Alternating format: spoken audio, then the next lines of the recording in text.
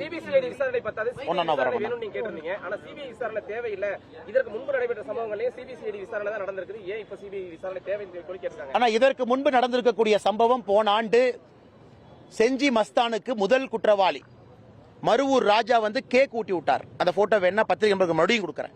செங்கல்பட்டில் நடந்த கள்ளச்சாராய சாவுல அக்யூஸ் நம்பர் 1 மருவூர் ராஜா ஒரு புகைப்படத்தில் செஞ்சி மஸ்தானுக்கு கேக் ஊட்டிட்டு இருப்பார். அவர் யாருன்னா அவர் தான் அக்யூஸ் நம்பர் 1. இதான் திமுக அமைச்சர்களுக்கும் கள்ளச்சாராயம் காய்ச்சலுக்கு இருக்கக்கூடிய தொடர்பு. இன்னைக்கு சிபிசிஐடி என்கொயரி என்ன பண்ணுனே, போய் 2 பானையை உடைப்பாங்க, 2 குண்டா உடைப்பாங்க, ஒரு 100 லிட்டர் மெத்தனால பிடிச்சிட்டு வருவாங்க, ஒரு 2 குண்டாவை கொண்டு வந்து குண்டா ஆக்ட் சட்டத்தை போட்டம்பாங்க.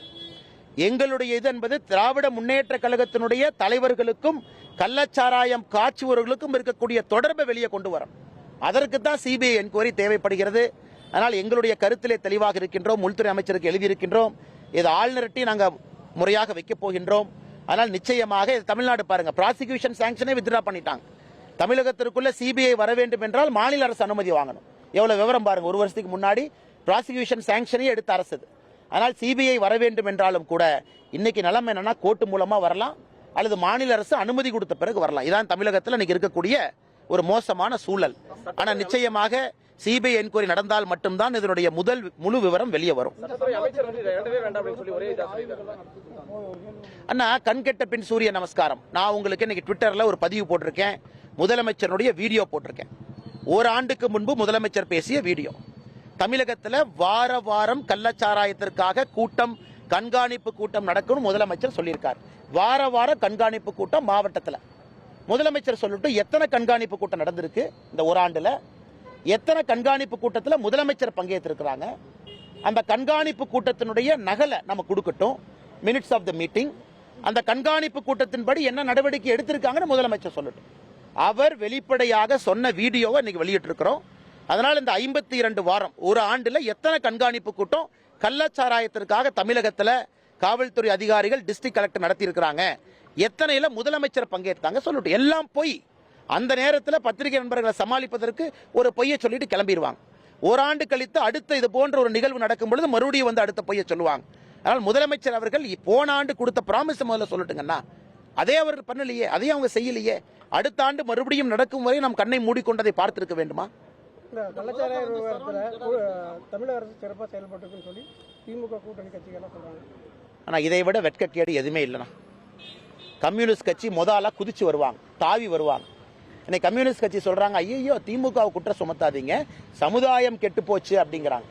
ஹத்ராஸ்ல வேறொரு மாநிலத்தில் ஏதாவது ஒரு தவறு நடந்திருந்தால் இங்க முதல்ல கம்யூனிஸ்ட்காரன் குதிப்பான், அப்புறம் கனிமொழி அக்கா குதிக்கும்.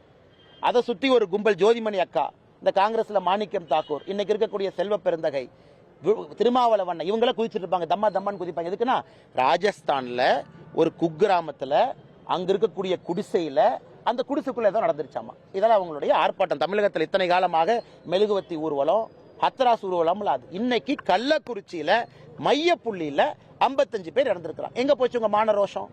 நீங்க உண்மையாலுமே மக்களுக்காக அரசியல் கட்சி நடத்துறீங்க, மக்களுடைய பாதுகாவலராக நீங்கள் இருக்க வேண்டும் என்றால் இன்னைக்கு அந்த ரோஷம் எங்க போச்சு?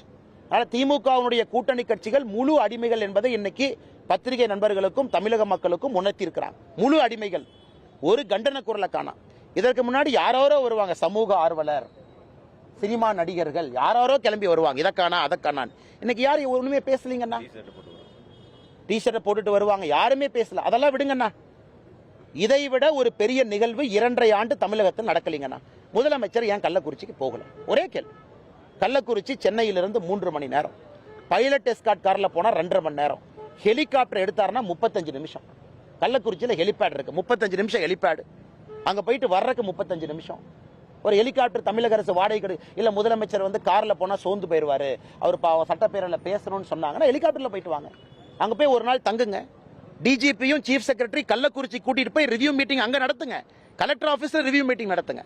தமிழகத்தினுடைய உயர் அதிகாரிகளை கள்ளக்குறிச்சி கலெக்டர் ஆபீஸ்ல ரிவ்யூ மீட்டிங் கூப்பிடுங்க. முதலமைச்சருடைய கேம்ப் ஆபீசர் 2 நாளை கள்ளக்குறிச்சி மாத்துங்க. ஏன் செய்யலீங்கன்னா? இதெல்லாம் முதலமைச்சர் அவர்களுக்கு அரசியல் அனுபவம் இருக்கு. துணை முதல்வராக இருந்திருக்கிறாங்க, மல்டிபிள் டைம் அமைச்சராக இருந்திருக்கிறாங்க, பலமுறை எம்எல்ஏவா இருந்திருக்கிறாங்க. ஏன்னா முதலமைச்சருக்கு நாங்கள் இதை சொல்லிக் கொடுக்க வேண்டும் என்கின்ற அவசியம் இல்லை. ஆனா ஏன் முதலமைச்சர் செய்யவில்லை என்றால், முதலமைச்சருக்கு தெரியும் அவர்னால கள்ளக்குறிச்சிக்குள்ள போக முடியாது. மக்கள் முதலமைச்சரை விட மாட்டாங்க, மக்கள் ரோட்டுக்கு வருவாங்க.